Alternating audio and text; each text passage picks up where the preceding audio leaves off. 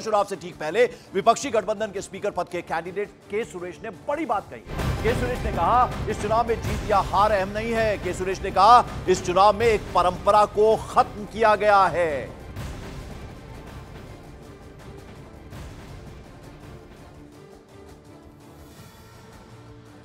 लोकसभा अध्यक्ष पद के लिए सरकार और विपक्ष के बीच आम सहमति नहीं बन सकी, जिसके चलते आज लोकसभा अध्यक्ष पद का चुनाव हो रहा है। हमारे साथ के सुरेश जी हैं जो इंडिया अलायंस के उम्मीदवार हैं। सर, नंबर गेम आपके साथ नहीं है, लेकिन आज चुनाव होना है, क्या रणनीति बनाई है आपने, strategy? Number is not an issue because they are denied opposition demand for deputy speaker post. That's why we are contesting against the speaker post. Sir, TMC भी आपसे खुश नहीं, उन्होंने कहा कि अकेले डिसीजन ले लिया, जबकि इंडिया अलायंस में ऐसे में सबसे पूछना चाहिए था। ये थोड़ा कम्युनिकेशन गैप आया था, फिर हम एक्सप्लेन कर दिया क्या कम्युनिकेशन गैप हम एक्सप्लेन कर दिया। Then TMC understand why it was not happened before that. So now yesterday evening India Alliance Partners meeting they had attended. Derek O'Brien and also Kalyan Banerjee, both leaders attended the meeting. We explained the situation, what happened, the firing nomination and what happened. We explained, they understand. Also they now today they will part of India Alliance. रुक करते हैं अरुण सिंह मेरे सहयोगी। अरुण, राजनीति में body language बहुत मायने रखती है। अब तेवर ढीले पड़ते नजर आ रहे हैं के सुरेश के। उन्होंने कहा हार जीत मायने नहीं रखती, परंपरा को तोड़ा गया है एनडीए गठबंधन की तरफ से।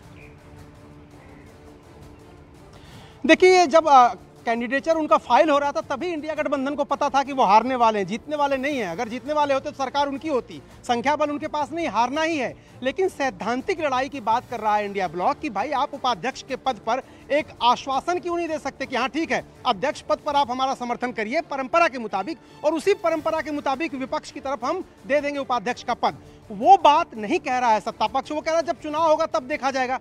इंडिया गठबंधन कह रहा है कि उनको पता है कि ये चुनाव करवाएंगे नहीं बाद में, और करवाएंगे तो हमारा नहीं करवाएंगे, तो इसलिए उन्होंने पहले ही ये शर्त रख दी। और उनका ये कहना है कि संसदीय प्रक्रिया में हमें कोई जरूरी नहीं कि जीत हासिल हो, लेकिन लड़ते हुए दिखना जरूरी है, और ये दिखाना जरूरी है कि अगर आप हमारे मान सम्मान का ध्यान नहीं रखेंगे तो हम आपके पीछे नहीं चल सकते। और यही के सुरेश की बात करें, चाहे पूरे इंडिया गठबंधन की बात करें, उनको क्या ये नहीं मालूम है कि संख्या बल उनके साथ नहीं, मालूम है। उसके बावजूद चुनाव वो क्यों लड़ रहे हैं? सिर्फ ये साबित करने के लिए कि अगर आप हमारी मांग पर ध्यान देने को तैयार नहीं है तो हम आपके कहे मुताबिक फैसले नहीं लेंगे। बिल्कुल। और यतेंद्र, आप तो सब कुछ बताइए। देखिए, 13 प्रस्तावक होंगे। प्रधानमंत्री सबसे पहले नाम का प्रस्ताव रखेंगे ओम बिरला का। अभी हम तस्वीरें दिखा रहे थे, ओम बिरला पूजा पाठ कर रहे हैं, कुछ देर में रवाना होंगे संसद भवन के लिए।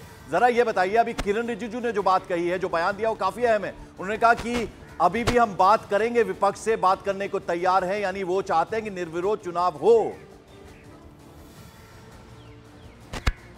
देखिए, बिल्कुल, जब प्रस्ताव प्रधानमंत्री मोदी के द्वारा रखा जाएगा ओम बिरला को स्पीकर कैंडिडेट के तौर पर, वहाँ एक अनुरोध भी किया जाएगा कि जो चुनाव है स्पीकर का वो निर्विरोध होना चाहिए, और पूरा विपक्ष पूरा विपक्ष और पक्ष सभी सांसद उनका समर्थन करें। इस तरह की एक अपील भी की जाएगी। उसके बाद फैसला विपक्ष को लेना है कि वो उस अपील को मानते हैं या नहीं मानते। अगर मानते हैं तो निर्विरोध हो जाएगा, या ध्वनिमत से कराने की बात होती है तो ध्वनिमत से करा सकते हैं। अगर फिर भी इन सब पर बात नहीं बनती है तो वोटिंग का फैसला होगा, और वोटिंग के फैसले से जाहिर है कि जो आंकड़े हैं, जो संख्या बल है, वो साफ तौर पर एनडीए के साथ, और एनडीए और जो सूत्र दावा कर रहे हैं केवल एनडीए का ही संख्या बल नहीं, और भी कई सांसद एनडीए स्पीकर के समर्थन में अपना समर्थन, अपना वोट दे सकते हैं। तो इस तरह का भी दावा किया जा रहा है। तो ऐसे में विपक्ष उस असहज स्थिति से बचना चाहेगा, और शायद हो सकता है जो हमारे सहयोगी अरुण भी बता रहे थे कि ध्वनि मत पर तैयार किया जा सकता है, और उसके बाद प्रधानमंत्री और नेता, मतलब सत्ता पक्ष और विपक्ष के जो नेता सदन है, वो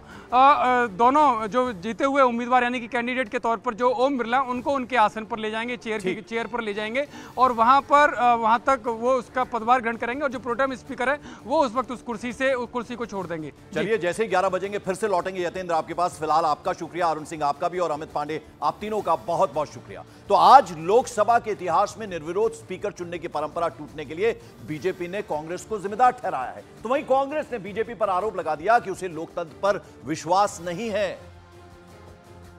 के बाद लगातार लोकसभा अध्यक्ष का चुनाव निर्विरोध होता रहा है कि पहली बार हो रहा है कि अध्यक्ष का भी चुनाव होगा, मतदान होगा, जो कि मतलब एक परंपरा को तोड़ने वाली बात विपक्ष की तरफ से हो रही है। पूरी तरह भारतीय जनता पार्टी जिम्मेदार है।